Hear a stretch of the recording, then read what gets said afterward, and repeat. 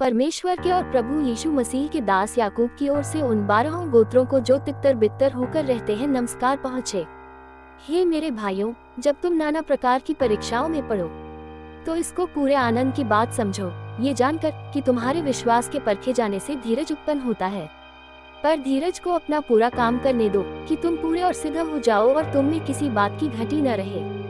पर यदि तुम में से किसी को बुद्धि की घटी हो तो परमेश्वर से मांगे, जो बिना उलाहना दिए सबको उदारता से देता है और उसको दी जाएगी।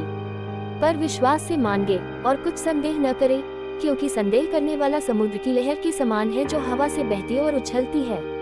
ऐसा मनुष्य यह न समझे कि मुझे प्रभु से कुछ मिलेगा। वह व्यक्ति दुचित्ता है और अपनी सारी बातों में चंचल है। दीन भाई अपने ऊंचे पद पर घमंड करे और धनवान अपनी नीच दशा पर, क्योंकि वह घास के फूल की नाई जाता रहेगा।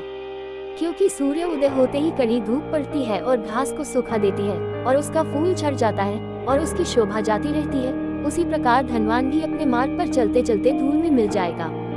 धन्य है वह मनुष्य जो परीक्षा में स्थिर रहता है, क्योंकि वह खरा निकलकर जीवन का वह मुकुट पाएगा जिसकी प्रतिज्ञा प्रभु ने अपने प्रेम करने वालों को दी है। जब किसी की परीक्षा हो तो वह ये न कहे कि मेरी परीक्षा परमेश्वर की ओर से होती है, क्योंकि न तो बुरी बातों से परमेश्वर की परीक्षा हो सकती है और न वह किसी की परीक्षा आप करता है, परंतु प्रत्येक व्यक्ति अपनी ही अभिलाषा में खींचकर और फंसकर परीक्षा में पड़ता है।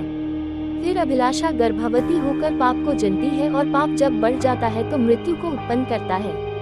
हे मेरे प्रिय भाइयों, धोखा न खाओ, क्योंकि हर एक अच्छा वरदान और हर एक उत्तम दान ऊपर ही से है और ज्योतियों के पिता की ओर से मिलता है, जिसमें न तो कोई परिवर्तन हो सकता है और न अदल बदल के कारण उस पर छाया पड़ती है। उसने अपनी ही इच्छा से हमें सत्य के वचन के द्वारा उत्पन्न किया, ताकि हम उसकी सृष्टि की हुई वस्तुओं में से एक प्रकार के प्रथम फल हों। हे मेरे प्रिय भाइयों, ये बात तुम जानते हो, इसलिए हर एक मनुष्य सुनने के लिए तत्पर और बोलने में धीरा और क्रोध में धीमा हो, क्योंकि मनुष्य का क्रोध परमेश्वर के धर्म का निर्वाह नहीं कर सकता है।